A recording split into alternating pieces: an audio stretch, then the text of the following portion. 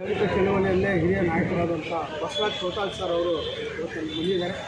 ಬೆಳಗ್ಗೆ ತಾನೇ ಸಮಾಜ ಕಲ್ಯಾಣ ಇಲಾಖೆಯ ಸಚಿವರಾದಂಥ ಮಾದೇವಪ್ಪ ಅವ್ರನ್ನ ಭೇಟಿಯಾಗಿದ್ದರು.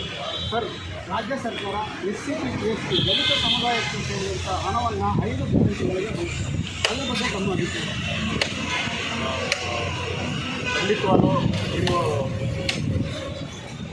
ಇವತ್ತಿನ ಕಾಂಗ್ರೆಸ್ ಸರ್ಕಾರ ಅಥವಾ ಸಿದ್ದರಾಮಯ್ಯ ಅವರ ನೇತೃತ್ವದ ಕಾಂಗ್ರೆಸ್ ಸರ್ಕಾರ 14,000 ಕೋಟಿಗೆ ಹಣವನ್ನು SCP ಮತ್ತು PSP ಯೋಜನೆಯಿಂದ 5 ಗ್ಯಾರಂಟಿ ಯೋಜನೆಗಳಿಗೆ ಬಳಸಿರುವಂಥದ್ದು ಅತ್ಯಂತ ಖಂಡನಾರ್ಹ.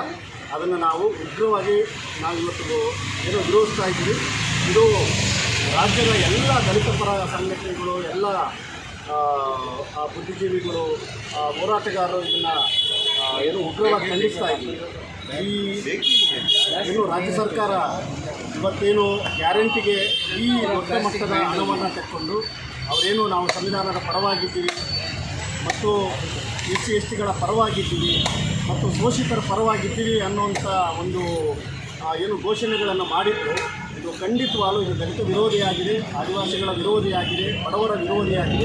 ಇದನ್ನು ಕೂಡಲೇ ಏನು 14,000 ಕೋಟಿ ಹಣವನ್ನು ಏನು ಈ ಸಮುದಾಯಗಳಿಂದ ವಂಚನೆ ಮಾಡಿದಾರ ವಾಪಸ್ ಪಡೆದು ಈ ಒಟ್ಟು ಹಣವನ್ನು ಈ ಸಮುದಾಯಗಳ ಸರ್ವತೋಮುಖ ಅಭಿವೃದ್ಧಿಗೋಸ್ಕರ ಅವರ ಸಮಗ್ರವಾದಂಥ ಮುಖ್ಯವಾದಂಥ ಒಂದು ಅಭಿವೃದ್ಧಿಗೋಸ್ಕರ ಅವ್ರನ್ನ ಸಮಾಜದ ಮುಖ್ಯವಾದಿ ಈ ಹಣವನ್ನು ಬಳಸ್ಕೊಳ್ಬೇಕು.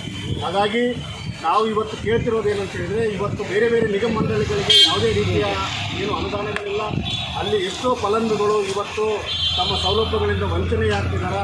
ವಿದ್ಯಾರ್ಥಿಗಳು ತಮ್ಮ ಹಾಸ್ಟೆಲ್ ಸೌಲಭ್ಯಗಳಿಂದ ಮತ್ತು ಶಿಕ್ಷಣದಿಂದ ಅವರು ವಂಚನೆಯಾಗ್ತಿದ್ದಾರೆ.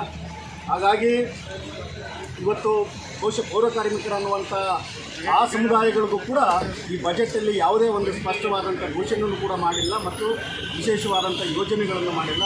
ಬಹುಶಃ ನನಗನ್ನಿಸುತ್ತೆ ಇದು ಬಹುಶಃ ಏನು ಸಿದ್ದರಾಮಯ್ಯ ಸರ್ಕಾರ ಮತ್ತು ಸಮಾಜ ಕಲ್ಯಾಣ ಇಲಾಖೆಯ H. ಮಾದೇವಪ್ಪ ಅವರು ಈ ದಲಿತ ಸಮುದಾಯಗಳ ಪರವಾಗಿ ವಿದ್ಯುವಂತ ಏನು ಹೇಳ್ತಾ ಇದ್ದಾರೋ ಇದು ಖಂಡಿತವಾಗಲೂ ಇದು ದಲಿತ ವಿರೋಧಿ ನೀತಿಯಾಗಿದೆ.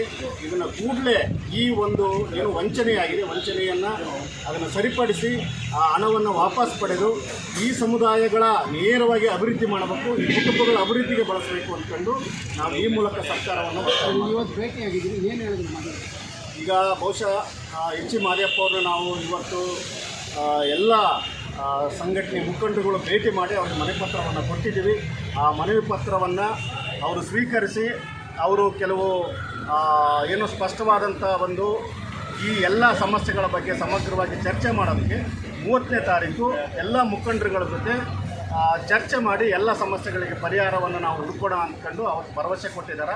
ಹಾಗಾಗಿ ನಾವೆಲ್ಲರೂ 30ನೇ ತಾರೀಕು ಅವ್ರನ್ನ ಭೇಟಿ ಮಾಡಿ ಆ ಸಮಸ್ಯೆಗೆ ಖಂಡಿತವಾದ ಪರಿಹಾರ ಹುಡುಕಲೇಬೇಕು. ಸಪೋಸ್ ಏನಾದರೂ ಸರ್ಕಾರ ಈ 14,000 ಕೋಟಿ ಹಣವನ್ನು ವಾಪಸ್ ಪಡೆದು ಈ ಸಮುದಾಯಗಳ ಅಭಿವೃದ್ಧಿಗೆ ಏನಾದ್ರು ಮಾಡಿಲ್ಲ ಅಂದರೆ ನಾವು ರಾಜ್ಯವ್ಯಾಪ್ತಿ ಈ ಹೋರಾಟಗಳನ್ನು ಮುಂದುವರಿಸ್ತೀವಿ ಅಂದ್ಕೊಂಡು ನಾವು ಈ ಸರ್ಕಾರಕ್ಕೆ ಎಚ್ಚರಿಕೆ ಕೊಡ್ತಾ ಇದ್ದೀವಿ.